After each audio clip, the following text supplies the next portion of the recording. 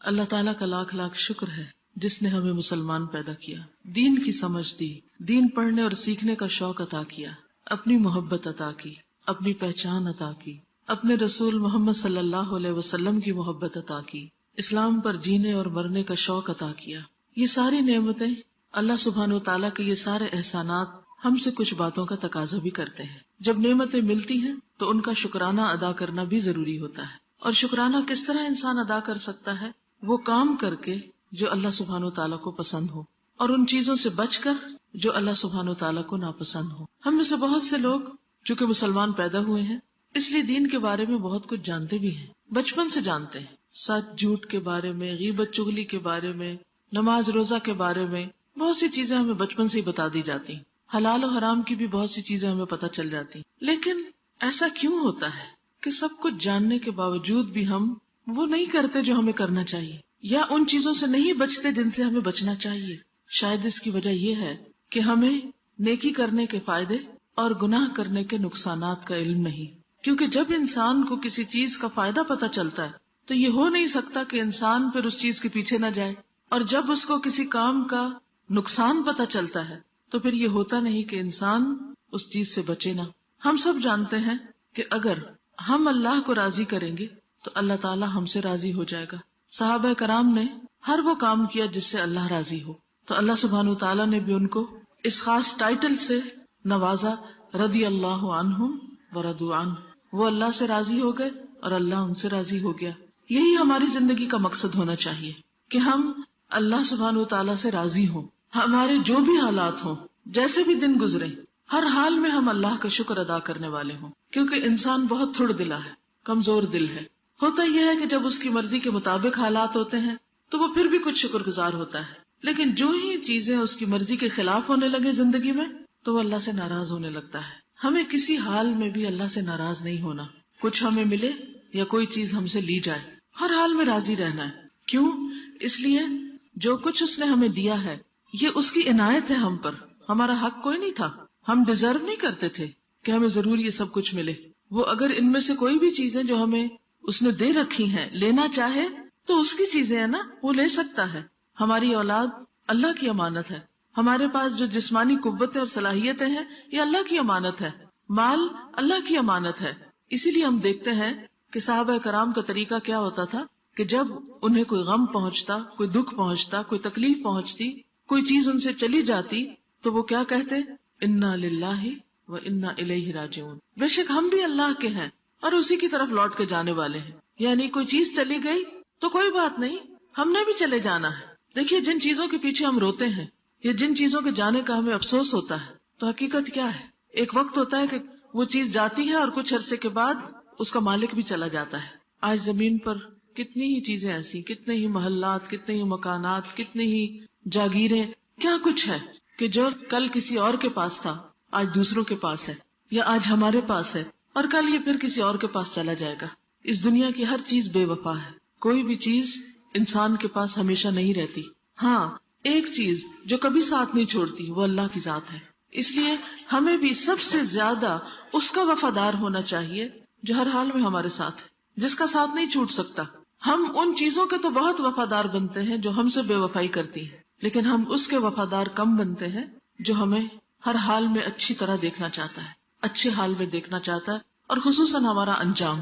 اس لیے بے حد ضروری ہے کہ ہم اپنی اس چھوٹی سی زندگی میں، تھوڑی سی زندگی میں وہ کام کر لیں جو اللہ کو پسند ہے، کیونکہ ہم نے اس کے پاس جانا ہے۔ ہم سب کا اس بات پر ایمان ہے کہ ہم نے اس کے پاس جانا ہے، واپسی ادھر ہی ہے۔ اس لیے ان کاموں کی طرف توجہ کریں جو اس کو خوش کر دے، اور اسی طرح ان ساری چیزوں سے بچیں جو اسے ناراض کرتی ہیں، کیونکہ ہمیں اس حال میں اس سے نہیں ملنا کہ وہ ہم سے ناراض ہو، کیونکہ یہ سب سے بڑا خسارہ ہوگا، سب سے بڑا نقصان ہوگا، سب سے بڑا گھاٹا۔ اور اس کے علاوہ یہ بات بھی ہم یاد رکھیں کہ اگر ہم اس کو راضی نہیں کرتے اور ایسے کام کرتے رہتے ہیں جنہیں ہم گناہ کہتے ہیں، جو اس کو ناراض کرنے والے کام ہیں، تو اس کا نقصان آخرت میں تو ہے ہی، دنیا میں بھی ہوتا ہے۔ گناہ ایک طرح سے زہر کی طرح ہے، جیسے زہر کھانے سے نقصان ہوتا ہے، اسی طرح گناہ کرنے سے روح کا نقصان ہوتا ہے۔ جیسے زہر جسم کو نقصان دیتا ہے تو روح کو نقصان دینے والے زہر کیا ہے؟ گناہ۔ جس درجے کا گناہ ہوگا اس درجے کا نقصان ہوگا. چھوٹا گناہ ہوگا چھوٹا نقصان ہوگا، بڑا گناہ ہوگا بڑا نقصان. ہوتا یہ ہے کہ چونکہ دنیا میں ہمیں گناہ کا نقصان فوری طور پر نظر نہیں آتا، پتہ نہیں چلتا، یا سمجھ نہیں آتا جب ہم کسی مصیبت میں ہوتے ہیں کہ یہ کسی گناہ کی وجہ سے ہوئی ہے، یہ مشکل، یہ پرابلم کسی گناہ کی وجہ سے آئی ہے، ہمیں احساس ہی نہیں ہوتا، لہٰذا ہم وہی گناہ بار بار کرتے چلے جاتے ہیں. یہ بالکل اسی طرح ہے کہ آپ دیکھیں کہ بعض لوگوں کو بعض غذائیں سوٹ نہیں کرتی، ان کو الرجی ہوتی ہے. سب کو معلوم ہے نا، کئی لوگوں کو دودھ کی الرجی ہوتی ہے، کئی لوگوں کو ڈیری پروڈکٹ ساری جو ہوتی ہیں ان کی الرجی ہوتی ہے، کسی کو کسی چیز کی، کسی کو کسی چیز کی. اب آپ دیکھیے کہ جب کسی کو کسی خاص چیز سے الرجی ہوتی ہے اور وہ اس چیز کو استعمال کرتا رہے تو اس کا حال کیا ہوتا ہے؟ وہ ہلاک ہونے کے قریب پہنچ جاتا ہے. اور بعض اوقات اگر وہ بھولے سے تھوڑا سا بھی کھا لے تو بیمار ہوئے بغیر رہ نہیں سکتا، لازماً بیمار ہوگا. اسی طرح گناہ جو ہیں وہ انسان کو نقصان دیتے ہیں، اور بعض گناہ چھوٹے سے بھی ہوں تو وہ انسان کو سخت نقصان پہنچانے والے ہیں. اس لیے بے حد ضروری ہے کہ ہم گناہوں سے بچنے کی فکر کریں.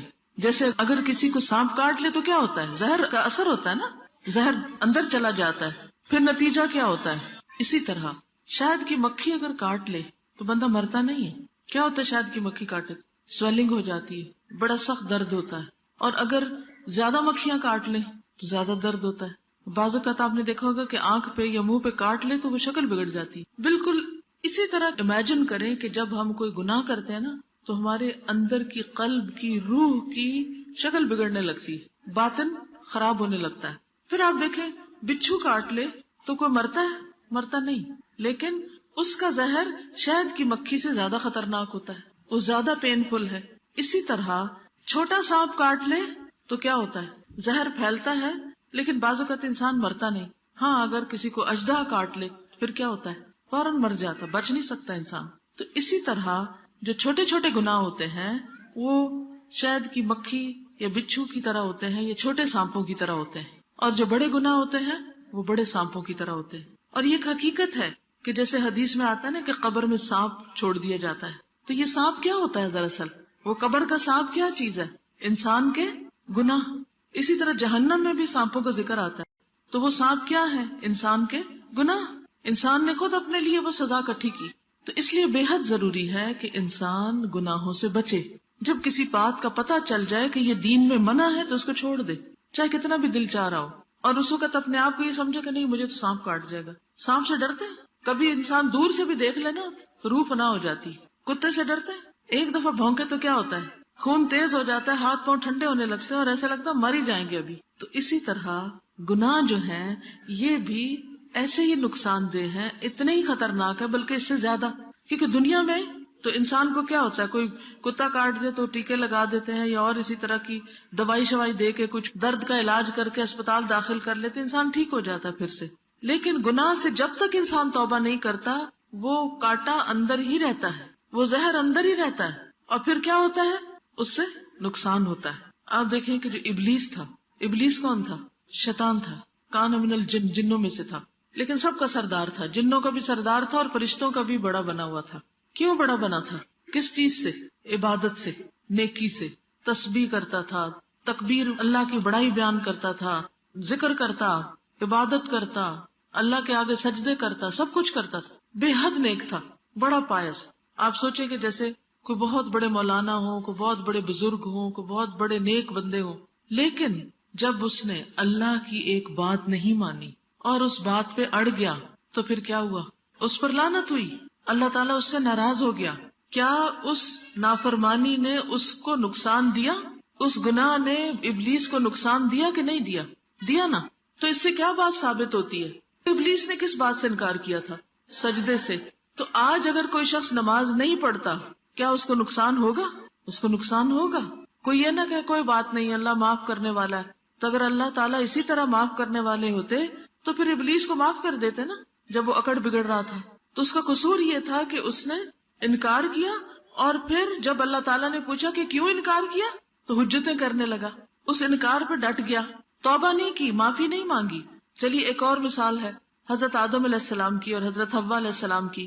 کیا ان سے کوئی غلطی ہوئی تھی؟ کیا کیا تھا انہوں نے؟ شیطان کی بات مان کے وہ پھل کھا لیا جس سے منع کیا گیا تھا. نقصان ہوا نا نقصان. کہاں سے نکال دیے گئے؟ جنت سے. تو آج اگر ہم حرام چیزیں کھائیں، شراب پیئیں یا جوئے کی کمائی کھائیں یا سود کھائیں اور پھر ہم کہیں کوئی بات نہیں جنت میں چلے جائیں گے، یہ کہاں کی لاجک ہے؟ یہ کیسے ہو سکتا ہے کہ ہم لوگوں کو دھوکہ فریب دے کے، فراڈ کر کے، کسی کی زمین غصب کر کے، کسی پہ ظلم ڈھا کے، کسی کے ساتھ زیادتی کر کے ہم کچھ اپنا مال اکٹھا کر لیں، اس سے بزنس کریں اور اس کو کھائیں اور پھر کہیں کوئی فرق نہیں پڑتا، اللہ غفور الرحیم ہے۔ اگر اللہ تعالیٰ اسی طرح غفور الرحیم تھے تو آدم علیہ السلام کو بھی کہنا اچھا آدم بھول گیا تو کوئی بات نہیں، خیر ہے، جانے دیا تجھ کو۔ نہیں، جنت سے بھی نکالا گیا اور جو جنت کے کپڑے تھے وہ بھی لے لیے گئے۔ صرف یہ نہیں کیا گیا کہ جنت سے نکالے گئے، گھر سے بھی نکالے گئے، لباس بھی لے لیا گیا۔ تو اسی طرح ابلیس جو ہمارا دشمن ہے وہ کیا چاہتا ہے کہ جیسے آدم علیہ السلام کو جنت سے نکلوایا تھا اس نے، وہ ہمیں بھی جنت میں جانے نہ دے۔ وہ راستے میں بیٹھا ہوا ہے، وہ ہر وقت بہکاتا ہے اور وہ ہر ایک کو بہکاتا ہے۔ کبھی نہ سوچیں کہ ہم بڑے نیک ہیں، ہم نے تو قرآن پڑھ لیا ہے اور ہم تو بڑے علامہ بن گئے ہیں اور ہم تو بڑے پارساں ہیں، اس لیے ہمیں شیطان کچھ نہیں کہہ سکتا۔ نہیں، شیطان دشمن ہے اور دشمن جب تک اپنا وار کر نہ لے وہ چین سے نہیں بیٹھتا۔ وہ آگے سے بھی آتا ہے، وہ پیچھے سے بھی آتا ہے، وہ دائیں طرف سے بھی آتا ہے، وہ بائیں طرف سے بھی آتا ہے اور وہ انسان کو اپنے گھیرے میں لینے کی کوشش کرتا ہے، وہ چھوڑتا نہیں ہے۔ اس لیے ہم سب کو نمبر 1 یہ پتا ہونا چاہیے اللہ کو کیا پسند ہے کیا نہیں، ویسے بھی پتا ہونا چاہیے، کیونکہ جس شخص سے آپ کو محبت ہوتی ہے آپ یہ معلوم کرنے کی کوشش کرتے ہیں اچھا اس کو کیا پسند ہے اور کیا پسند نہیں۔ کیوں پتا کرتے ہیں؟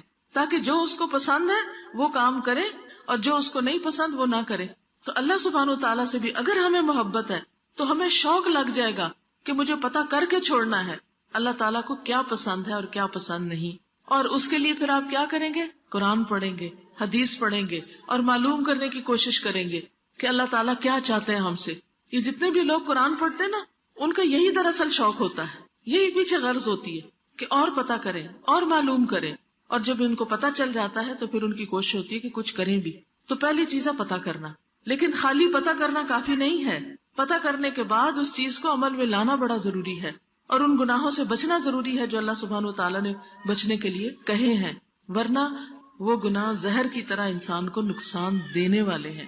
پھر اسی طرح آپ دیکھیں یونس علیہ السلام جب اللہ سبحانہ وتعالیٰ کا حکم آنے سے پہلے اپنی قوم کو چھوڑ کے چلے گئے تھے تو کیا ہوا؟ کشتی میں بیٹھے، کشتی ڈوبنے لگی تو انہوں نے ان کو اٹھا کے باہر پھینک دیا، مچھلی کے پیٹ میں چلے گئے۔ وہاں جا کر انہوں نے کیا پڑھا؟ لا الہ الا انت سبحانک انی کنت من الظالمین، نہیں کوئی الہ مگر تو پاک ہے، میں ظالموں میں سے، میری غلطی ہے، میری غلطی ہے۔ یہ کون کہہ رہے ہیں؟ اللہ کے پیغمبر کہہ رہے ہیں۔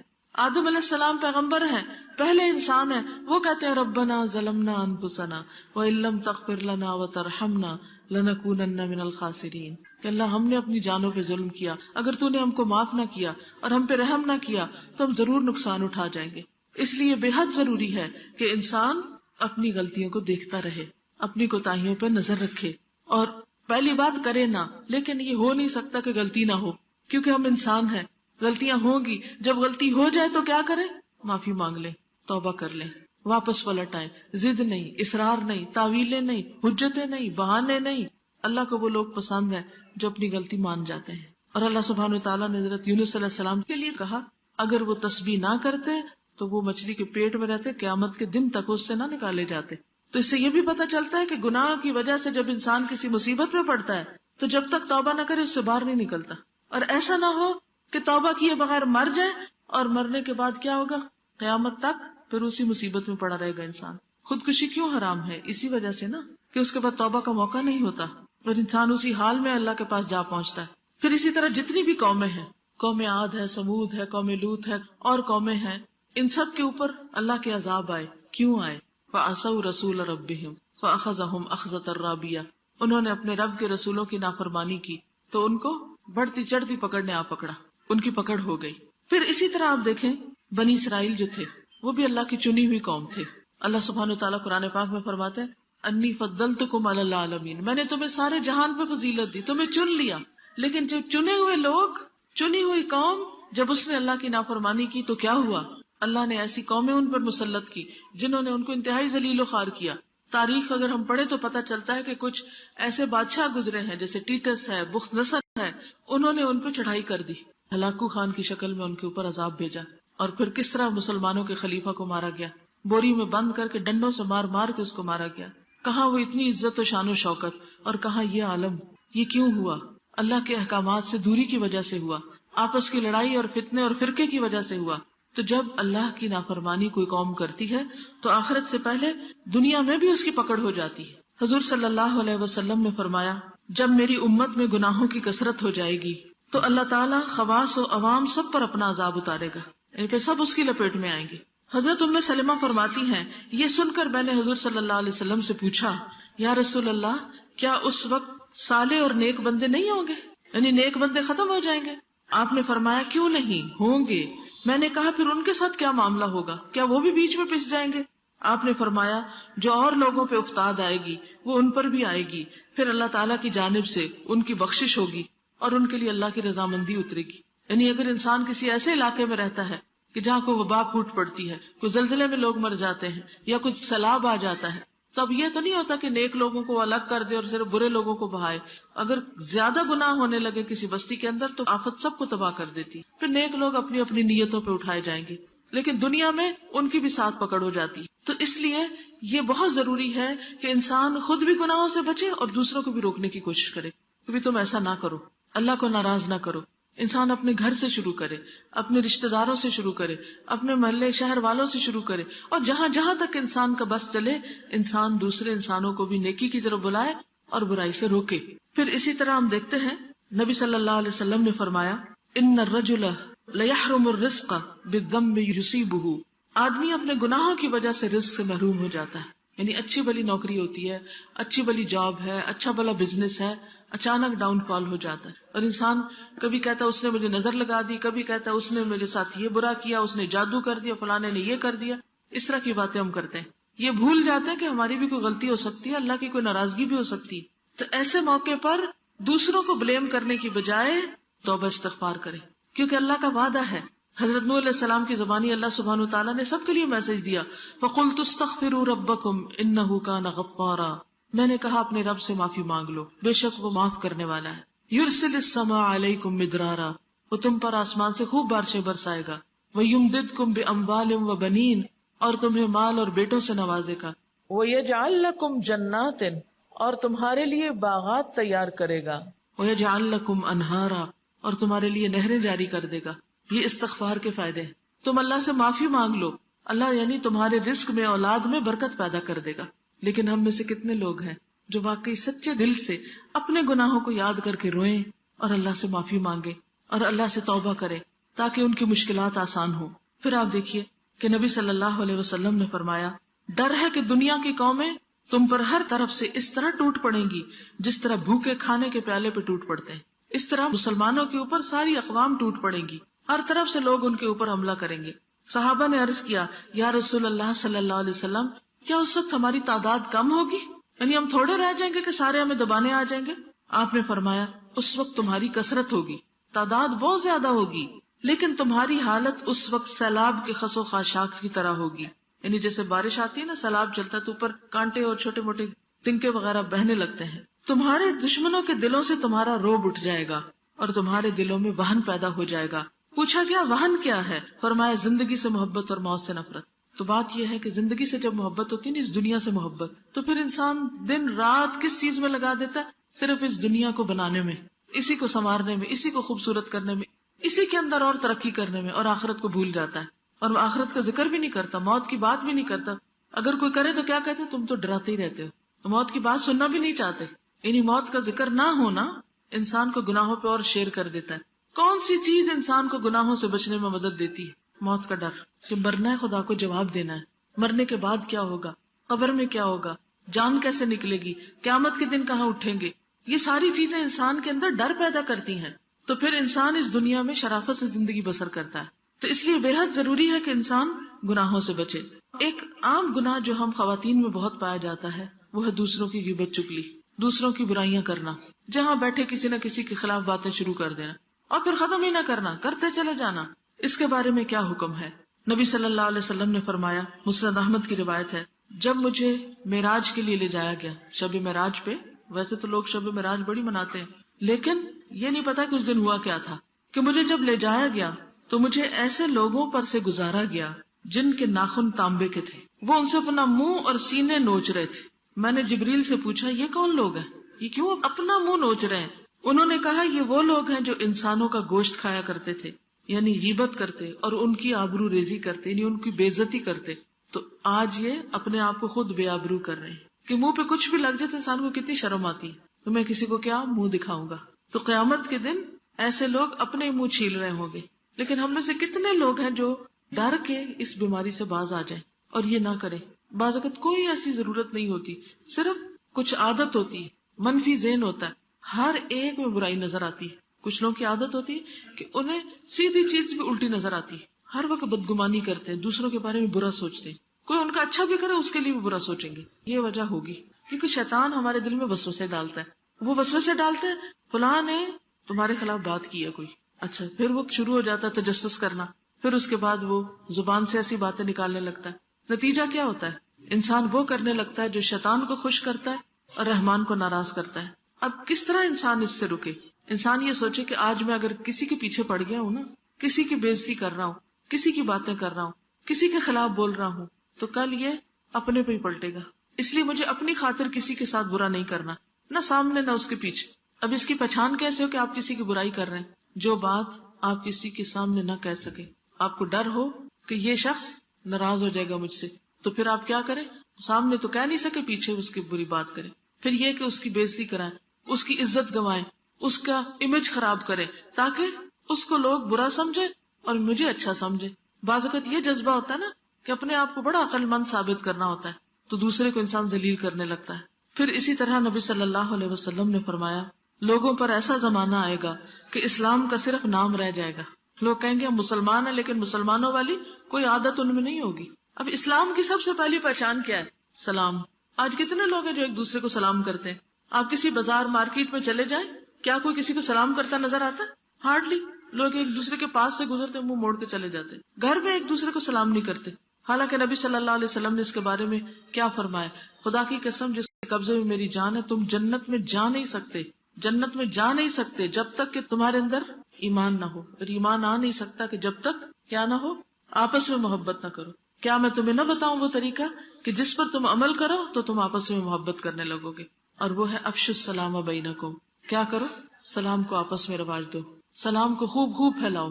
لیکن ہم میں سے بہت سے لوگ نہ سلام کرتے ہیں، اور اگر کوئی کرے جواب بھی نہیں دیتے، اس میں بھی تھکتے ہیں۔ تو سلام کیا ہے؟ دراصل جنت میں لے جانے کی کنجی، یہ اسلام کی پہچان ہے، لیکن بہت سے لوگ اس سے خالی ہیں۔ پھر اسی طرح آپ نے فرمایا اور قرآن کے صرف حروف رہ جائیں گے، یعنی کہ مخارج اور تجوید اس میں تو پھر بھی توجہ ہوگی یار، حفظ کر لیں گے، لیکن قرآن کہتا کیا ہے اس کی گہرائی میں نہیں جائیں گے۔ اس وقت مسجدیں ان کی بڑی عالی شان ہوں گی۔ آج آپ دیکھیں مشرق مغرب میں ہر طرف بڑی بڑی مسجدیں لوگوں نے بنا رکھی ہیں، مگر ہدایت سے خالی، اس میں دین کی تعلیم نہیں ہوگی۔ آپ دیکھیں بہت سی مسجدوں کا حال کیا ہے کہ لوگ وہاں نماز پڑھتے ہیں اور بس مسجد بند، کوئی درس نہیں، کوئی تدریس نہیں، کوئی کسی کو ہدایت کی بات نہیں کرتا۔ ان کے علماء آسمان کے نیچے بسنے والوں میں سب سے زیادہ برے لوگ ہوں گے، یعنی جو دیندار طبقہ ہوگا وہ سب سے برا ہوگا، جو بظاہر دین کا بڑا نام لینے والے ہوں گے۔ تو اس سے بھی بہت ڈرنا چاہیے ہمیں۔ اگر اللہ نے دین کا شوق دیا، دین کا علم دیا ہے، تو ہمیں اللہ سے ڈرتے رہنا چاہیے۔ انہی سے فتنے کھڑے ہوں گے۔ فتنے کس سے کھڑے ہوں گے؟ دین والوں سے فتنے کھڑے ہوں گے، دین والے فتنے اٹھائیں گے، دین کے نام پہ فتنے اٹھائیں گے اور گھوم کر انہی میں لوٹ آئیں گے، خود ہی بھگتیں گے پھر اس کو۔ اب آپ دیکھیں نا، ایک دینی مذہبی لیڈر اگر لوگوں کے درمیان نفرت پھیلا رہا ہے، لوگوں کے درمیان دوسروں کے خلاف باتیں کر کر کے ان کو اکسا رہا ہے، دوسروں کو کافر بتا رہا ہے، نتیجہ کیا ہوگا؟ جو اس کے سننے والے ہیں، جو اس کے ماننے والے ہیں، وہ بھڑک اٹھیں گے، وہ جا کے حملہ کریں گے کسی اور پر، پھر بچ جائیں گے، جدھر حملہ کریں گے وہ واپس انہی پہ لوٹ آئیں گے۔ تو اس لیے دین والوں کی بہت بڑی ذمہ داری ہے، اور وہ کیا ہے؟ آپس میں اتفاق محبت سے رہیں، ایک دوسرے سے نفرت نہ کریں، دوسروں کا احترام کریں۔ اگر کوئی شخص ان کو پسند نہیں تو بھی اپنی زبان کو بند رکھے۔ پیٹھ پیچھے بیٹھ کے تبصرے کرنا بغیر علم کے اور بڑی بڑی باتیں کرنا اور ایک دوسرے کے خلاف باتیں کرنا اور ایک دوسرے سے نفرت کرنا اور بغض رکھنا اور حسد رکھنا اور مقابلے بازی کرنا، یہ دین والوں کا کام نہیں ہوتا، یہ دین کی تعلیم نہیں ہوتی۔ دین والے آپس میں ایک دوسرے سے محبت کرتے ہیں، ایک دوسرے کا احترام کرتے ہیں، اور یہی ہمارا اخلاق ہونا چاہیے۔ پھر آپ نے فرمایا جو لوگ علم کا مظاہرہ کرنے لگے اور عمل کو چھوڑ بیٹھے اور زبان سے تو محبت کا اظہار کریں اور دلوں میں بغض اور کینہ رکھیں اور رشتہ داریاں توڑ دیں، تو اللہ تعالیٰ ان پر لعنت بھیجتا ہے اور انہیں بہرا اور اندھا بنا دیتا ہے، پھر انہیں اپنی غلطیوں کا خود بھی پتہ نہیں چلتا۔ اور آخر میں حضرت عبداللہ بن عمر سے مروی ہے کہ رسول اللہ صلی اللہ علیہ وسلم کی خدمت میں 10 آدمیوں کی ایک جماعت بیٹھی ہوئی تھی، 10 لوگ بیٹھے ہوئے تھے اور میں بھی انہی میں سے ایک تھا۔ آپ نے ہمیں مخاطب کرتے ہوئے فرمایا، اے گروہ مہاجرین، 5 چیزوں میں سے میں تمہارے حق میں بارگاہ الہی سے پناہ مانگتا ہوں کہ یہ 5 چیزیں تمہارے اندر نہ آئیں۔ نمبر 1، جس قوم میں بدکاری پھیل جائے، زنا پھیل جائے اور علانیہ بدکاری ہونے لگے، یعنی لوگوں کے اندر سے شرم و حیا ہی ختم ہو جائے، تو اللہ تعالیٰ ان میں طاعون اور دوسری قسم کی بیماریاں بھیج دیتا ہے جو ان لوگوں میں پہلے نہیں تھی، نئی نئی بیماریاں ان میں پھیل جاتی۔ کیا ہمارے ملک میں، ہمارے مسلمانوں کے اندر ایسی بیماریاں ہیں؟ خاص طور پہ کون سی بیماری جو پہلے لوگوں میں نہیں ہوتی تھی اور آج بہت ہو گئی؟ اب اس کا یہ مطلب نہیں کہ طاعون میں کوئی فوت ہو جائے تو وہ کوئی برا آدمی نہیں، یا کسی کو کینسر ہو جائے تو ضرور وہی برا آدمی ہے، نہیں، یہ نہیں مطلب اس کا۔ مطلب یہ کہ وہ بیماریاں عام ہو جاتی ہیں جو پہلوں میں نہیں تھی، نئی نئی بیماریاں نکل آتی ہیں۔ یہ کب ہوتا ہے؟ جب کسی قوم کے اندر زنا پھیلتا ہے، بدکاری ہوتی، بے حیائی ہوتی۔ نمبر 2، جو لوگ ناپ تول میں خیانت کرتے ہیں۔ ناپنا کیا؟ جیسے کپڑا ناپنا، اب گز ناپ رہے ہیں، ایک گرہ چھوٹی ڈال دی، پانی ہے تو تھوڑا تھوڑا بھی آپ دیکھیں ہر بوتل میں سے کم کر دیا، کسی بھی چیز کے ناپ میں کمی کر دی۔ اسی طرح تول میں بھی، یعنی ترازو اس طرح تولتے ہیں کہ اس میں ڈنڈی مارنا جس کو کہتے ہیں۔ اللہ تعالیٰ ان میں قحط سالی اور تنگی معاش کی مصیبت بھیج دیتا ہے اور ظالم بادشاہ ان پہ مسلط کر دیتا ہے، بارشیں نہیں ہوتی، فصلیں سوکھنے لگتی، رزق کی کمی ہو جاتی۔ یہ کب ہوتا ہے؟ جب لوگ ناپ تول میں کمی کرتے ہیں۔ اور آپ دیکھیں کہ ہمارا کیا حال ہے، کبھی یہ ملک جہاں اتنا کماد ہوتا تھا وہاں چینی نہیں ملتی، حیرت ہوتی ہے نا۔ گڑ جسے لوگ پوچھتے نہیں تھے آج وہ چینی سے بھی زیادہ مہنگا ہو گیا۔ میں رستے میں دیکھ رہی تھی کہ مٹی مٹی، ہر جگہ مٹی مٹی، بارشیں ہیں کوئی نہیں، کتنی بیماریاں اس سے پھر پھیلتی ہیں۔ لیکن یہ مصیبت کیوں آتی ہے؟ جب لوگ ناپ تول میں کمی کرتے ہیں۔ تیسری چیز، جو لوگ مال کی زکوٰۃ دینا بند کر دیتے ہیں، اللہ تعالیٰ آسمان سے بارش روک دیتا ہے۔ اگر چوپائے نہ ہوتے تو ان کے لیے پانی کبھی نہ برستا، یعنی جانور نہ ہوتے تو پانی نہ اترتا۔ آج آپ دیکھیں کہ جو مالدار ہیں وہ زکوٰۃ نہیں دیتے، جو غریب ہیں وہ غریب تر ہوتے چلے جاتے ہیں۔ زکوٰۃ کو بھی لوگ طرح طرح کے ہیلے بہانوں سے روک لیتے ہیں۔ کبھی کہتے ہیں ہم نے اپنے بچوں میں بانٹ دیا، اب زکوٰۃ کی ضرورت نہیں۔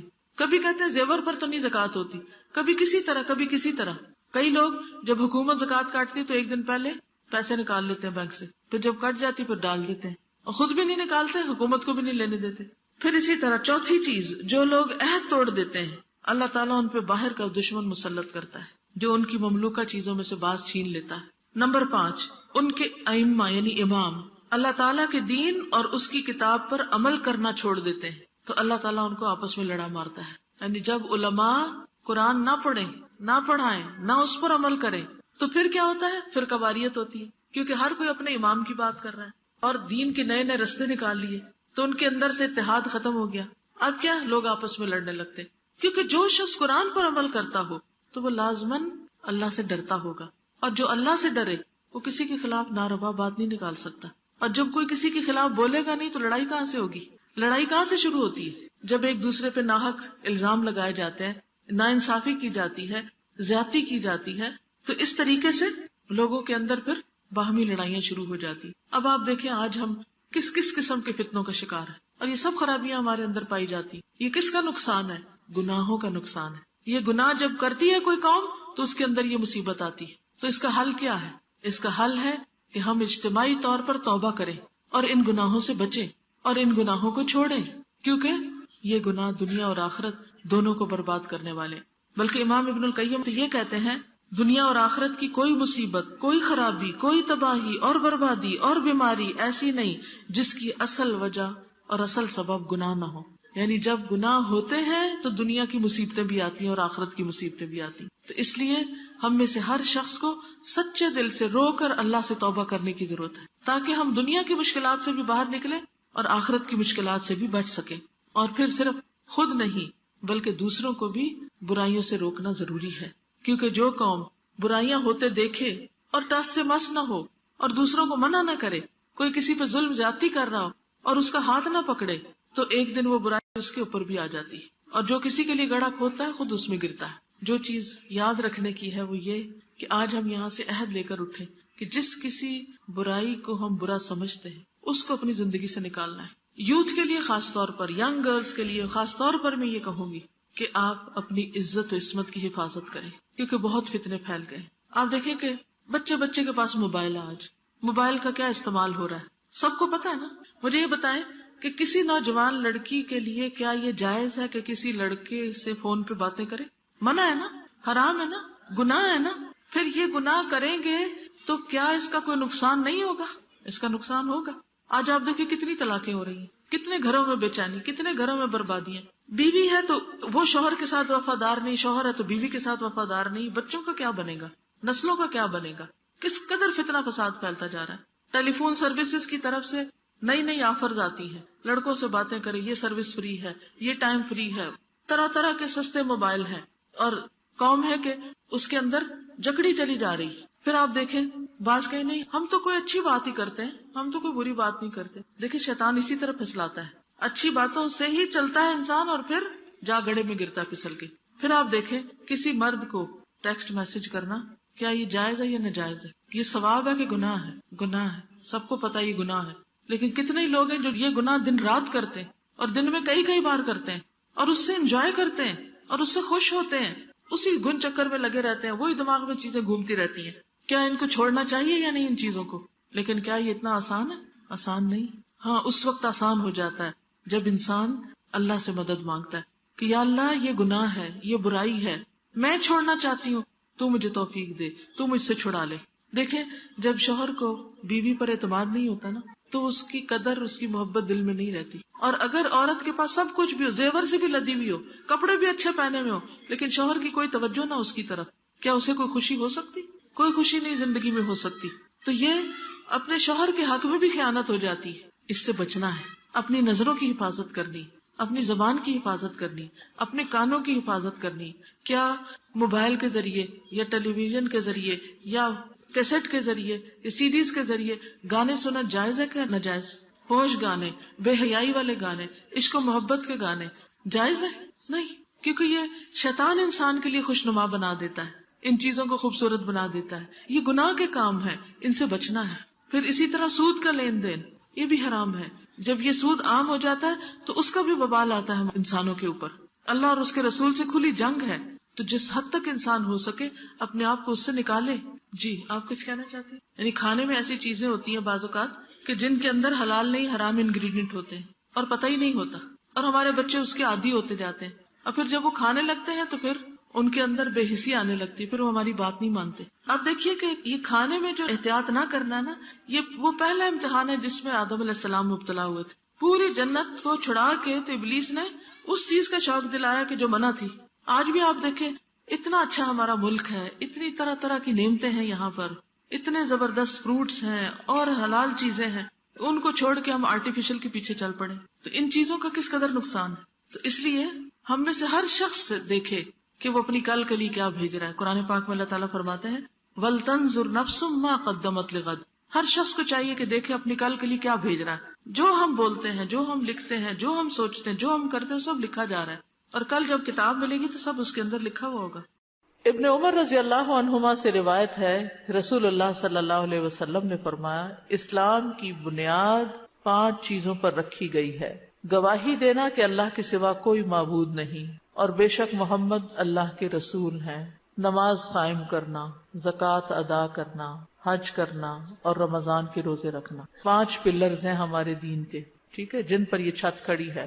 حضرت عائشہ رضی اللہ عنہ سے مروی ہے کہ رسول اللہ صلی اللہ علیہ وسلم نے فرمایا 3 چیزیں ایسی ہیں جن پر میں قسم کھا سکتا ہوں. ان میں سے ایک یہ کہ اللہ عز و جل اس شخص کو جس کا اسلام میں کوئی حصہ ہو اس کی طرح نہیں کرے گا جس کا کوئی حصہ نہ ہو. اور اسلام کا حصہ 3 چیزیں ہیں: نماز، روزہ اور زکوٰۃ. مختلف احادیث اس بارے میں آتی ہیں، لیکن جو یہ جامع حدیث ہے جو امام بخاری لائے ہیں جس میں اسلام کا پورا تعارف کرا دیا گیا ہے. اسی طرح حدیث جبریل میں بھی ہمیں یہ بات وضاحت سے ملتی ہے کہ شہادتین کے علاوہ نماز، روزہ، حج، زکوٰۃ. ٹھیک، یعنی اگر کوئی شخص لا الہ الا اللہ محمد رسول اللہ پڑھ لیتا ہے لیکن نماز نہیں پڑھتا تو اس کا دین ناقص ہے، اور بعض کے نزدیک تو وہ دین سے ہی خارج ہے. اسی طرح کوئی روزے کا انکار کر دے یا حج کا انکار کر دے یا زکوٰۃ کا انکار کر دے تو وہ بھی اسلام کی بنیادیں ڈھانے والا ہے. تو ان ارکان میں کمی نہ کرنے والوں کے لیے کامیابی بھی ہے. ایک شخص رسول اللہ صلی اللہ علیہ وسلم کے پاس آیا، اس کے بال پریشان بکھرے ہوئے تھے، اس کی آواز کی بھنبھناہٹ سنائی دے رہی تھی، مگر اس کی بات سمجھ میں نہیں آ رہی تھی کہ وہ کیا کہہ رہا ہے. یہاں تک کہ وہ نزدیک آ گیا، پتا چلا کہ وہ اسلام کے بارے میں پوچھ رہا ہے. تب یہ اسلام کی ایک سٹرکچر ہے، ایک ڈھانچہ ہے، اور اسلام کی ایک اصل بنیادیں ہیں. تو رسول اللہ صلی اللہ علیہ وسلم نے فرمایا اسلام یہ ہے کہ دن میں 5 نمازیں پڑھنا. اس نے کہا مجھ پر اس کے سوا تو کوئی نماز نہیں. آپ نے فرمایا نہیں مگر یہ کہ تو نفل پڑھے. رسول اللہ صلی اللہ علیہ وسلم نے فرمایا رمضان کے روزے رکھنا. اس نے کہا مجھ پر اس کے سوا کوئی اور روزہ تو نہیں. آپ نے فرمایا نہیں مگر یہ کہ تو نفل روزے رکھے. تو اور بات ہے. پھر رسول اللہ صلی اللہ علیہ وسلم نے اسے زکوٰۃ کا ذکر کیا. وہ کہنے لگا کیا مجھ پر کوئی صدقہ تو نہیں. آپ نے فرمایا نہیں مگر یہ کہ تو نفل صدقہ دے. پھر وہ شخص پیٹھ موڑ کر چلا گیا. یوں کہتا جاتا تھا اللہ کی قسم نہ اس سے بڑھاؤں گا نہ گھٹاؤں گا. آپ نے فرمایا اگر یہ سچا ہے تو کامیاب ہو گیا. یعنی کامیابی کے لیے یہ لوازمات تو ضروری ہیں. اب کیا کہیے ان لوگوں کے بارے میں کہ جو اپنے آپ کو مسلمان بھی کہتے ہیں لیکن نمازوں میں بھی ڈنڈی مارتے ہیں. اب تو آہستہ آہستہ روزوں کے بارے میں بھی لوگ بہت تساہل پسند ہوتے چلے جا رہے ہیں. پہلے یہ ہوتا تھا کہ نماز پڑھیں یا نہ پڑھیں روزے ضرور رکھتے تھے، لیکن اب اس کے بارے میں بھی وہ پابندی نہیں رہی. پھر اسی طرح زکوٰۃ، اب مثلا کسی کی زکوٰۃ اگر رمضان میں فرض ہو گئی ہے تو اس کو ذوالحج تک نہیں ٹالنا چاہیے، رمضان میں ہی نکال دینا چاہیے. یعنی آپ میں سے ہر ایک کو اپنی اسلامی کیلنڈر کے مطابق زکوٰۃ کی تاریخ معلوم ہونی چاہیے اور اس تاریخ تک آپ زکوٰۃ نکال چکے. تو بہرحال اسلام کی بنیادوں میں سب سے پہلی بنیاد کیا ہے؟ شہادتین، اشہد ان لا الہ الا اللہ و اشہد ان محمد رسول اللہ. یہ دنیا اور آخرت میں ایمان والوں کا قول ہے. اور یہ جو آتا ہے نا یثبت اللہ الذین آمنوا بالقول الثابت فی الحیات الدنیا وفی الآخرہ، تو اس سے مراد یہی قول ہے. رسول اللہ صلی اللہ علیہ وسلم نے فرمایا مسلمان جب قبر میں سوال کیا جائے گا تو وہ گواہی دے گا کہ اللہ کے سوا کوئی معبود نہیں اور یہ کہ محمد اللہ کے رسول ہیں. تو اللہ کے اس فرمان کا یہی مطلب ہے کہ اللہ تعالیٰ ان کو قول ثابت کے ساتھ ثابت قدمی عطا فرمائے گا، یعنی ان کی کامیابی ہو جائے گی. جو شخص توحید کا اقرار کر دے تو اس کے لیے کیا ہے؟ جہنم کی آگ اس پر حرام ہو جاتی. تو کسی بھی شخص کا کوئی عمل قبول نہیں جب تک کہ وہ کلمہ شہادت نہیں ادا کر لیتا. یہ مسلمان ہونے کی علامت، اسلام میں داخل ہونے کے لیے ضروری ہے. دوسری چیز نماز ہے. قرآن مجید میں آتا ہے قل لعبادی الذین آمنوا یقیموا الصلاۃ، میرے ان بندوں سے جو ایمان لے آئے ہیں کہہ دیجئے کہ وہ نماز قائم کریں. لا الہ الا اللہ پڑھنے کے بعد جو پہلا کرنے کا کام ہے جس سے کوئی چھٹکارا نہیں وہ نماز ہے. کوئی شخص جب مسلمان ہو جاتا ہے تو پہلی چیز جو اس کو سکھانی چاہیے وہ نماز ہے. اور اگر اس کو پڑھنی نہیں بھی آتی تو ساتھ اس کو وضو کرائیں اور ساتھ اس کے کھڑے ہو کر اس کو نماز کے ایکشن سکھائیں. اسی طرح بچوں کے اوپر جو پہلی چیز آتی ہے سمجھ کے بعد، وہ 7 سال کی عمر میں ان کو کیا ہے؟ نماز کا حکم دو. اور 10 سال کے ہوئے اور اگر نہیں نماز پڑھتے تو مار بھی سکتے ہیں. پھر اسی طرح ایک اور روایت میں آتا ہے رسول اللہ صلی اللہ علیہ وسلم نے فرمایا اللہ نے اپنے بندوں پر 5 نمازیں فرض کی ہیں، جس نے ان کا حق ادا کیا، ان کو ہلکا سمجھتے ہوئے ان میں سے کچھ ضائع نہیں کیا، تو اللہ تعالیٰ کا اس کے لیے قیامت کے دن یہ وعدہ ہے کہ اس کو جنت میں داخل فرمائے. تو پہلی چیز جس کا ہمیں اہتمام کرنا ہے اور اس میں کوئی کمی نہیں آنے دینی، اس کے آداب اور شرائط اور فرائض اور ساری چیزیں، وہ نماز ہے. اگر نماز درست ہوگی تو سب چیزیں درست ہو جائیں گی، اور اگر کسی کی نماز ہی درست نہیں تو باقی چیزیں تو پھر قابل قبول نہیں. بہت سے لوگوں کو یہ دیکھا گیا ہے کہ وہ مثلاً علم حاصل کرنے میں لگتے ہیں، پڑھنے پڑھانے میں لگتے ہیں یا دین کے کام میں لگتے ہیں، نمازوں سے سستی برتنے لگتے ہیں. سستی کیا؟ دیر سے پڑھتے ہیں، یا یہ کہ بس جلدی جلدی 2 ٹھونگے مار لیتے ہیں. یہ میں نے اپنی آنکھوں سے مشاہدہ کیا تو مجھے بڑی حیرت ہوتی ہے کہ یہ کس قسم کا دین ہے اور کس قسم کی دین کی خدمت ہے. دین کی خدمت صرف دوسروں کو لیکچر دینا ہے اور خود اپنی ذات پر اس کو اپلائی کرنا نہیں ہے. ہم قرآن میں تو پڑھائیں کہ قد افلح المؤمنون الذین هم فی صلاتهم خاشعون، اور اپنی نماز کی خشوع کی فکر ہی نہ کریں. کلاسز ہیں تو ان کو پڑھاتے چلے جائیں اور نماز کے لیے صرف 15 منٹ دیں کہ جلدی سے 2-4 ٹھونگے مار لیں اور سنت کا اہتمام ہی نہ کریں. تو ہم سب کو اس چیز کے بارے میں کانشیس ہونے کی ضرورت ہے، اور جان بوجھ کے تو نماز چھوڑ ہی نہیں سکتے. نبی صلی اللہ علیہ وسلم نے فرمایا جان بوجھ کر نماز کو مت چھوڑا کرو، اس لیے کہ جو شخص جان بوجھ کر نماز کو ترک کرتا ہے تو یقیناً اس سے اللہ کی ذمہ داری ختم ہو جاتی، پھر بخشش کی کوئی گارنٹی نہیں ہے. تیسری چیز روزہ ہے. یا ایھا الذین آمنوا کتب علیکم الصیام کما کتب علی الذین من قبلکم لعلکم تتقون. رمضان کے مہینے کے روزے فرض ہیں، لیکن ہر مہینے 3 روزے رکھنا سینے کے کینے کو دور کر دیتا ہے. ڈپریشن کا علاج ہے، دل کی گھبراہٹوں کا اور دل کی بے چینیوں اور پریشانیوں کا. چاہے ایام 20 کے رکھ لیں، چاہے سوموار جمعرات کا رکھ لیں، یعنی ہر مہینے ہر ہفتے ایک ایک روزہ رکھ لیں، تو نیت میں اور ارادے میں رکھیں، کیونکہ ان 3 روزوں کی فضیلت بہت ہے. اسی طرح روزہ مومن کا قلعہ ہے، یعنی برائیوں سے بچاتا ہے، مصیبتوں سے محفوظ رکھتا ہے. انسان روزہ رکھ کے اپنی زبان کی حفاظت کرتا ہے، اپنی نگاہوں کی حفاظت کرتا ہے. انسان کے اندر ایک تقویٰ پیدا ہوتا ہے. یعنی ہم میں سے اکثر لوگ کی یہ تمنا اور خواہش ہوتی ہے کہ متقی بن جائیں، لیکن اس کے لیے ان چیزوں کا اہتمام نہیں کرتے جو تقویٰ لانے والی ہیں. تو شہادتین اور نماز کے بعد روزہ. چوتھی چیز زکوٰۃ ہے. وما امروا الا ليعبدوا الله مخلصين له الدين حنفاء ويقيموا الصلاة ويؤتوا الزكاة وذلك دين القيمة، سورۃ البینہ. اور انہیں اس کے سوا حکم نہیں دیا گیا کہ وہ اللہ کی عبادت کریں اس حال میں کہ دین کو اس کے لیے خالص کرتے ہوئے ایک طرف ہونے والے، یکسو، اور نماز قائم کریں اور زکوٰۃ دیں، اور یہی مضبوط ملت کا دین ہے. یعنی دین اس وقت تک مضبوط نہیں ہوتا، انسان دیندار نہیں کہلا سکتا جب تک کہ وہ اپنی وقت زکوٰۃ ادا نہیں کرتا. نبی صلی اللہ علیہ وسلم نے فرمایا جس نے اپنے مال کی زکوٰۃ ادا کی بس اس سے اس کے مال کی برائی جاتی رہی، یعنی اس کے مال کو انشاءاللہ نقصان بھی نہیں ہوگا، اور اس کے اندر جو میل کچیل ہے یا کوئی مشتبہ چیزیں آ گئی ہیں تو وہ بھی نکل جائیں گی. مال کو پاک کرنے کا ذریعہ زکوٰۃ ہے ہی پاکیزگی کی بات. اور جو زکوٰۃ نہیں دیتے وہ آخرت پر بھی ایمان نہیں رکھتے. الذین لا یؤتون الزکاۃ وهم بالآخرۃ هم کافرون. تو یہ بھی کفر کی ایک شکل ہے. ابو بکر رضی اللہ عنہ نے ان لوگوں کے خلاف جہاد کیا تھا جنہوں نے زکوٰۃ سے انکار کیا تھا. اور زکوٰۃ نہ دینے والوں کا انجام بہت برا ہے. قیامت کے دن جس چیز کی زکوٰۃ نہیں دی وہی انسان کے لیے سونا چاندی ہو وہ وبال جان بن جائے گی، جس کی تفصیلات آپ پڑھتے رہتے ہیں. پانچویں چیز حج ہے. حج کی فرضیت ہے صاحب استطاعت پر. وَلِلَّهِ عَلَى النَّاسِ حِجُّ الْبَيْتِ مَنِ اسْتَطَاعَ إِلَيْهِ سَبِيلًا وَمَنْ كَفَرَ. اب آپ دیکھ رہے ہیں نماز سے انکار ہے تو کفر کی بات آئی، زکوٰۃ سے انکار ہے تو کفر کی بات آئی، اسی طرح روزے اور حج سے. تو اسلام کا اپوزٹ کفر ہے. اگر کوئی شخص ان چیزوں کی پابندی نہیں کرتا تو گویا وہ اسلام کی باؤنڈری سے باہر نکلنے لگتا ہے. تو اللہ کے لیے لوگوں پر اس گھر کا حج فرض ہے جو اس کے راستے کی طرف استطاعت رکھتا ہو، اور جس نے کفر کیا تو بے شک اللہ تمام جہانوں سے بہت بے پرواہ ہے. اس فریضے کی ادائیگی میں جلدی کرنی چاہیے. کل ہی کو بتا رہا تھا کہ میں اپنی دادی کا حج کر کے آئی. کہتے ایسا نہیں کہ ان کے پاس پیسے نہیں تھے، سب کچھ تھا، سم ہاؤ انہیں خیال ہی نہیں آیا کہ حج بھی کرنا ہے. بہت سے ایسے خاندان ہوتے ہیں، امیر ہیں، مالدار ہیں، ریسورسز ہیں، سب کچھ ہیں، لیکن اللہ کے گھر جانے کی طرف دھیان ہی نہیں آتا. دنیا میں اتنے مشغول ہیں، اولاد میں، مال میں اور کاموں میں، کہ حج کا خیال ہی نہیں آتا. تو اگر آپ کے بھی آباء و اجداد میں سے کوئی ایسے ہوں تو ان کی طرف سے بھی اگر حج بدل ہو سکے تو ہو سکتا ان کا نیت ارادہ ہو، پھر وقت نے ساتھ نہ دیا ہو یا علم ہی نہ ہو پورا، اللہ عالم. رسول اللہ صلی اللہ علیہ وسلم نے فرمایا حج فرض ہونے کے بعد اس کی ادائیگی میں جلدی کیا کرو، کیونکہ تم میں سے کسی کو پتا نہیں کہ بعد میں کیا پیش آنے والا ہے، اگلے سال ہوں گے یا نہیں ہوں گے. اور اسی طرح ایک دفعہ اگر حج کر لیا تو وہ بھی کافی نہیں. رسول اللہ صلی اللہ علیہ وسلم نے فرمایا یقیناً اللہ تعالیٰ فرماتے ہیں جب میں بندے کو اس کے جسم کے لحاظ سے صحت دوں اور اس کی معیشت میں وسعت دوں اور اس پر 5 سال گزر جائیں اور وہ میری طرف نہ آئے تو وہ محروم ہے.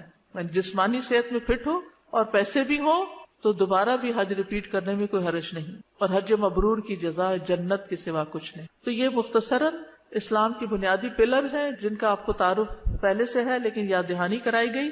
یہ باتیں میں اس لیے بھی آپ کو چند ایک بتا رہی ہوں ہر ایک کے بارے میں موٹی موٹی، تاکہ آپ اپنے بچوں کو بھی ایجوکیٹ کر سکیں. جو آپ کی میڈز ہیں، سرونٹس ہیں، ان کو بنیادی دینی علم جو ہے وہ آپ دے سکیں.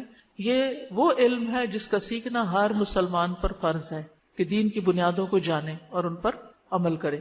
یہ نماز کے بارے میں نے مسئلہ پوچھنا ہے کہ میں بچوں کو کہتی رہتی ہوں نماز کے لیے جائیں، اگر جماعت کا ٹائم نکل گیا تو پھر میں کام کرتے کرتے ان کو آواز دیتی ہوں چلیے اب گھر میں پڑھ لیں جی، گھر میں پڑھ لیں. تو میرے ہسبینڈ اکثر گھر پہ ہوتے ہیں، وہ آن لائن کام کرتے ہیں، وہ چڑ جاتے ہیں، وہ کہتے ہیں اتنی سختی نہیں ہے جتنی تم کر رہی ہو، بس ٹھیک ہے ایک دفعہ کہہ دیا بچے کو، بار بار نہیں کہنا. تو مجھے وہاں کیا کرنا چاہیے؟ اس وقت بھی یاد دہانی کرانی چاہیے، لیکن یہ کہ اس بچے کی ذہنی طور پر اس کو پہلے سے تیار کرے. صرف نماز کا وقت آنے پر ہی پیچھے پڑ جانا کافی نہیں ہوتا، لیکن یہ کہنا کہ چھوڑ دیا جائے تو یہ بھی ٹھیک نہیں ہے. بچے تھوڑی ہی دیر میں بھول جاتے ہیں. میں تو الحمدللہ جب سے انہوں نے وہ سنبھالی میں تو نمازیں پڑھتی ہوں، ان کو نظر آئی ہوں، ان کی تربیت بھی میں نے کی، اپنی طرف سے میں نے پوری کوشش کی. اس کے لیے ضروری نہیں کہ آپ زور زور سے آوازیں لگائیں گھر میں اور شوہر بھی سنے اور دوسروں کو بھی پتہ چلے. بچے کے پاس جا کے ہلا کے اس کو اٹھا دیں. السلام علیکم استاذہ. تازہ جیسے ہماری عبادات میں سے ساری عبادت بہت امپورٹنٹ ہے، ان کی اپنی اپنی فضیلت ہے، تو ان سب میں جو روزہ ہے وہ واقعی میں بہت بڑی ہمارے لیے موٹیویشن ہوتی ہے، وہ ریمائنڈر ہوتا ہے. جب ہمارا روزہ ہوتا ہے تو ہمیں یاد رہتا ہے میں نے یہ چیز نہیں دیکھنی، میں نے اس چیز کو نہیں جھانکنا، یا میں کسی کی جاسوسی نہ کروں، تو یہ چیزیں بار بار وہ ریمائنڈر رہتی ہیں. تو جیسے آپ نے کہا کہ 3 دن کے روزے ہمیں رکھنے چاہیے، تو یہ واقعی میں رکھنا ہمارے لیے ہی فائدہ ہے، کیونکہ ہمارے لیے وہ ریمائنڈر رہتا ہے ہمیں. مومن کے لیے قلعہ ہے، اور قلعہ حفاظت کرتا ہے نا، یعنی اگر آپ اس میں قلعے میں آ جاتے ہیں تو آپ بہت سے شر سے اور عذاب اور مصیبت سے بچ جاتے ہیں. میں جانتی ہوں خاتون کو جو 80 سال سے اوپر ان کی عمر ہے، اور ماشاءاللہ وہ ہر سوموار اور جمعرات کو روزہ رکھتی اور ٹھیک ٹھاک ہیں، کچھ بھی نہیں ہے ان کو. تو صرف یہ کہ توجہ کرنے کی ضرورت ہے. مثلا میں اتنے مصروف ہوتے ہیں کہ میں بھول ہی جاتا ہے ایام 20 کہاں گئے اور سوموار جمعرات کہاں گئی. لیکن یہ ہے کہ اگر ایک کلچر ڈیولپ کر لیں گھر میں، یا جس ماحول میں آپ رہتے ہیں، آپ پڑھتے پڑھاتے ہیں، تو اپنے اسٹوڈینٹس کے ساتھ مل کے، کیونکہ ایک اجتماعی عبادت میں ذرا آسانی ہو جاتی ہے. تازہ مجھے یہ سوال کرنا ہے کہ اگر کسی نے حج کے لیے پیسے جمع کروائے، قرآن اندازی میں اس کا نام نہیں نکلا اور اگلے سال اس کی ڈیتھ ہو گئی یا وہ نہیں جا تو سکتا، بدل کر لیا جائے اس کی طرف سے، کوئی اور کر لے اس کی طرف. کوئی اور اس کی طرف سے. آپ نے بتایا نا کہ ہم کسی کے لیے حج کر سکتے ہیں، تو اس کا پھر ثواب ہمیں ہوتا ہے؟ جی، کرنے والے کو ملتا ہے اور جس کے لیے کیا اس کو بھی ملتا ہے. جو لوگ کشادگی کے باوجود ہر سال حج کر رہے ہوتے ہیں اور جرمانہ بھر کے جا رہے ہوتے ہیں، تو ان کے بارے میں آپ کیا کہیں؟ بہت سے لوگ یعنی حج کرتے ہیں تو یہ ان کی اپنی چوائس ہے، وہ چاہے تو اپنا مال کہیں اور لگائیں اور چاہے تو حج کر لیں. یعنی ان کو ہم تنقید نہیں ان کے اوپر کر سکتے. ہر ایک اللہ کا قرب چاہنے کے لیے اپنے وسائل کے مطابق کوئی طریقہ اختیار کرتا ہے. اگر ان کی نیت اللہ کی رضا ہے تو حاصل کریں. حدیث نمبر 3، توحید. ان عبد اللہ رضی اللہ عنہ قال قال رسول اللہ صلی اللہ علیہ وسلم من مات یشرک باللہ شیئا دخل النار وقلت انا من مات لا یشرک باللہ شیئا دخل الجنہ. عبداللہ بن مسعود رضی اللہ عنہ سے روایت ہے کہ رسول اللہ صلی اللہ علیہ وسلم نے فرمایا، جو شخص اس حال میں فوت ہوا کہ وہ اللہ کے ساتھ کسی کو شریک ٹھہراتا ہوگا وہ آگ میں داخل ہوگا. اور میں کہتا ہوں، یہ راوی کہتے ہیں، جو شخص اس حال میں فوت ہوا کہ اللہ کے ساتھ کسی کو شریک نہیں ٹھہراتا وہ جنت میں داخل ہوگا. تو یاد رکھیے، شرک سب سے بڑا گناہ ہے، سب سے بڑا ظلم ہے، سب سے غلط اور باطل عمل ہے. یہ ایسا گناہ ہے جس کو اللہ تعالیٰ بخشے گا نہیں. ہر گناہ جو اس کے علاوہ ہو، جس کے لیے اللہ چاہے گا اس کو بخش دے گا، جس کو چاہے گا جنت میں داخل کر دے گا اور جس کو چاہے گا عذاب دے گا. اور اسی طرح اگر کوئی جہنم میں چلا بھی گیا تو سزا بھگتنے کے بعد بھی نکال لیا جائے گا، سوائے شرک کے. کافر اور مشرک ہمیشہ ہمیشہ کے لیے جہنم میں خالدین فیہا ابدا. ان اللہ لا یغفر ان یشرک بہ ویغفر ما دون ذلک لمن یشاء. ناقابل معافی گناہ ہے، اور شرک کے بعد انسان گمراہی میں دور تک نکل جاتا ہے. اب شرک سے بچنے کے لیے انتہائی ضروری ہے کہ ان ساری چیزوں کو ہم جانیں جو شرک کی طرف لے جانے والی ہیں. اس کا علم حاصل کرنا چاہیے. وَاعْلَمْ أَنَّهُ لَا إِلَٰهَ إِلَّا هُوَ. علم حاصل کرو، جان لو کہ اللہ کے سوا کوئی الہ نہیں. مشرک کے سارے اعمال ضائع ہو جائیں گے، یعنی چاہے اس نے ساری زندگی نمازیں پڑھی ہوں، روزے رکھے ہوں، صدقہ خیرات کیا ہو، حج کیا ہو، لیکن اگر اس نے شرک کیا تو سارے اعمال برباد، کیونکہ اللہ تعالیٰ تمام شرکاء سے زیادہ شرک سے بیزار ہے. تو شرک سے ڈرتے رہنا چاہیے. ابو موسیٰ اشعری سے مروی ہے کہ ایک دن رسول اللہ صلی اللہ علیہ وسلم نے ہمیں خطبہ دیا، فرمایا، اے لوگو اس شرک سے بچو، کیونکہ اس کی آہٹ چیونٹی کی آہٹ سے بھی ہلکی ہوتی ہے، پتہ ہی نہیں چلتا اور انسان شرک میں مبتلا ہو جاتا ہے. اس سے اور بھی خطرناک ہے. اس پر کسی نے پوچھا، یا رسول اللہ صلی اللہ علیہ وسلم، جب اس کی آہٹ چیونٹی کی آہٹ سے بھی ہلکی ہوتی ہے تو پھر ہم اس سے کیسے بچ سکتے ہیں؟ کیسے بچ سکتے ہیں؟ آپ نے فرمایا، تم یوں کہتے رہا کرو، اللہم انا نعوذ بک، بولیے، من ان نشرک بک شیئا نعلمہ ونستغفرک لما لا نعلمہ.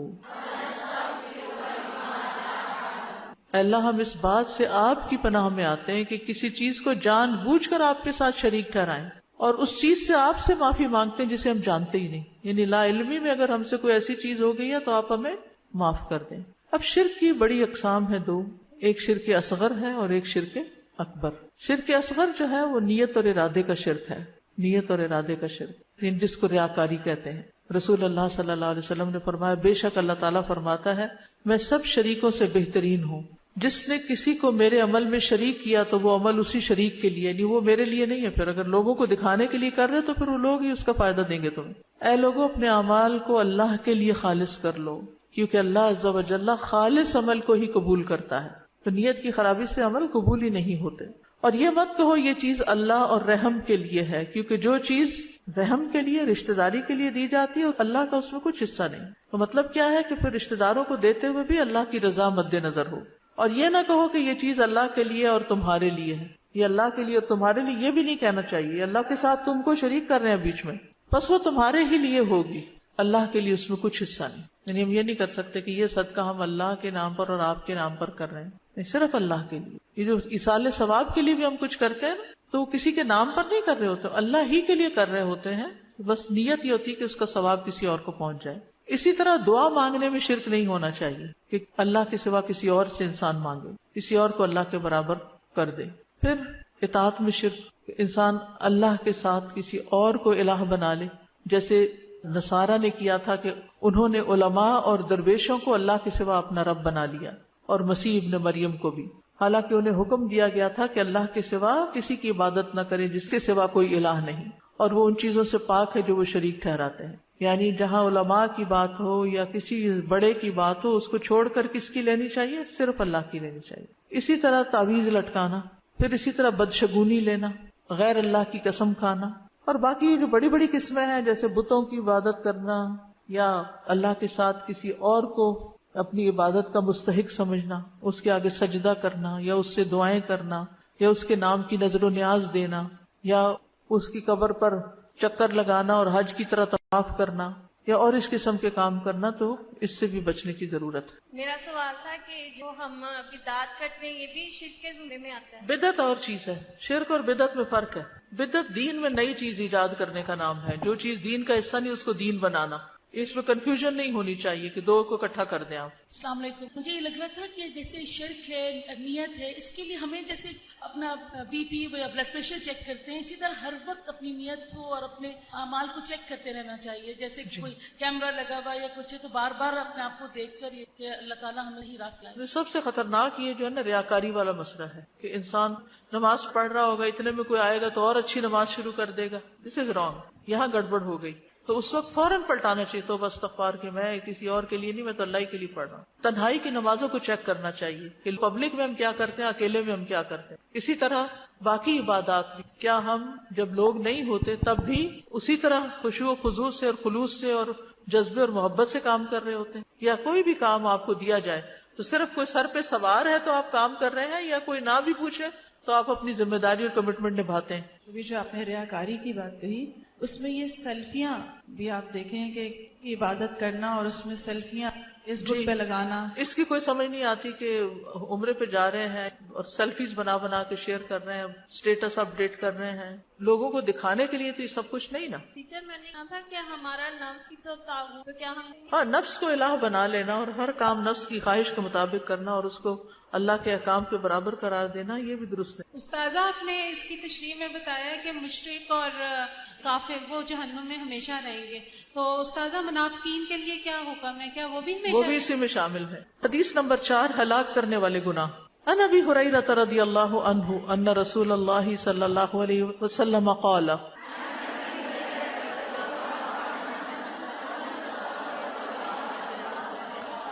اجتنبوا الموبقات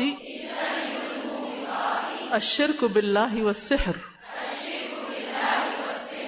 ابو ہریرہ رضی اللہ عنہ سے روایت ہے کہ رسول اللہ صلی اللہ علیہ وسلم نے فرمایا تباہ کر دینے والی چیزوں سے بچو، اللہ کے ساتھ شرک اور جادو.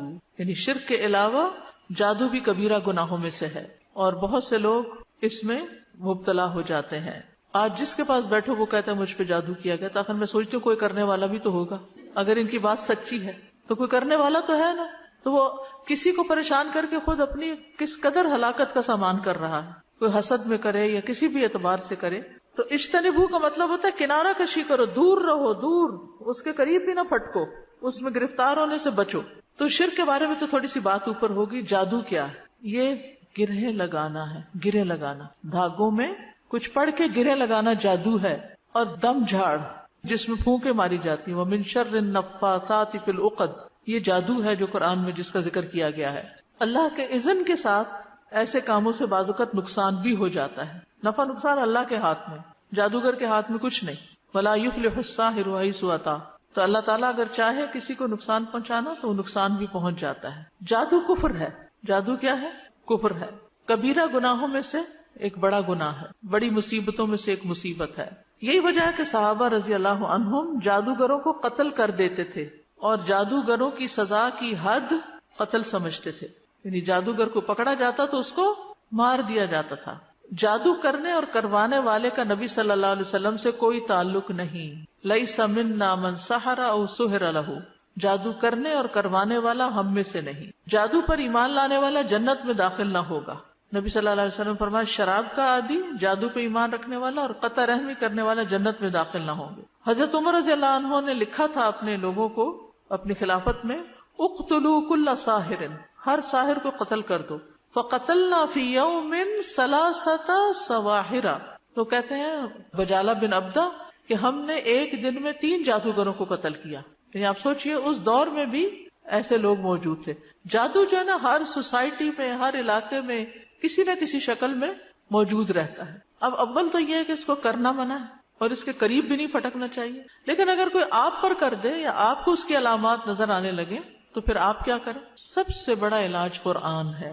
جادو کا سب سے بڑا علاج قرآن ہے. ہو سکتا ہے 3 دن میں قرآن ختم کر لیں، 10 پارے روز پڑھ لیں اور ریپیٹ کریں اس عمل کو. میں نے کسی اسکالر کا سنا تھا کہ وہ اسی طریقے سے علاج کرتے تھے اور اس سے طبیعت بھی سخت خراب ہوتی ہے اور الٹیاں شروع ہو جاتی ہیں اور کافی کرائسس ہوتے، لیکن اس کے بعد یہ کہ مریض شفا پا جاتا ہے. کیونکہ قرآن جو ہے قل هو للذین آمنوا ھدی وشفاء، اس پر ہمارا ایمان ہونا چاہیے کہ قرآن ہدایت کی کتاب بھی ہے اور شفا بھی ہے. وَنُنَزِّلُ مِنَ الْقُرْآنِ مَا هُوَ شِفَاءٌ وَرَحْمَةٌ لِّلْمُؤْمِنِينَ، اور ہم قرآن میں جو کچھ نازل کرتے ہیں وہ مومنوں کے لیے تو شفا اور رحمت ہے. تو ایمان لا کر اس پر کہ یہ شفا کا ذریعہ ہے قرآن پڑھیں.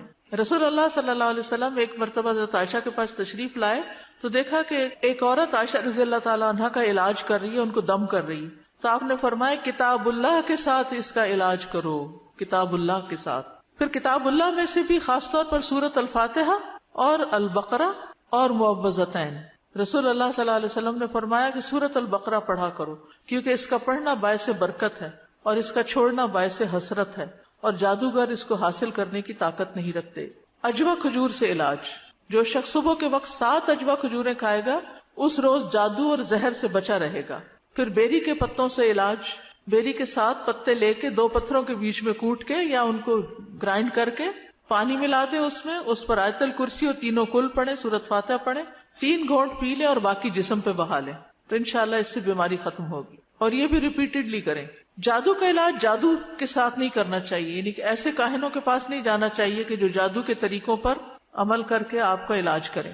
کاہنوں اور نجومیوں کے پاس جانے کی ممانعت ہے. جو ایسے نجومی کے پاس جائے اس کی 40 راتوں کی نماز قبول نہیں ہوتی. ایک اور روایت میں آتا ہے جو کسی کاہن یا نجومی کے پاس جائے اور اس کی باتوں کی تصدیق کرے تو گویا اس نے محمد صلی اللہ علیہ وسلم پر نازل ہونے والی شریعت سے کفر کیا. تو غیر شرعی جھاڑ پھونک کے ذریعے علاج کروانے کی ممانعت ہے. غیر شرعی طریقہ علاج، سب سے پہلے تو قرآن کے ذریعے علاج، پھر یہ بیری کے پتوں پہ قرآن پڑھ کے، پھر رقیہ سننا اور کرنا، سورۃ البقرہ کا پڑھتے رہنا، ٹھیک ہے، اور پورے یقین کے ساتھ. کسی بھی ایسے راقی کے پاس نہ جائیں جو قرآن کے سوا یا مسنون دعاؤں کے سوا کچھ اور پڑھتا ہو. پہلے آپ پوچھ لیں، پتہ کر لیں. تو اللہ تعالیٰ سے دعا ہے کہ اللہ تعالیٰ ہمیں عمل کی توفیق عطا فرمائے. وآخر دعوانا ان الحمد للہ رب العالمین. سبحانک اللہم وبحمدک اشہد ان لا الہ الا انت استغفرک واتوب الیک. السلام علیکم ورحمۃ اللہ وبرکاتہ.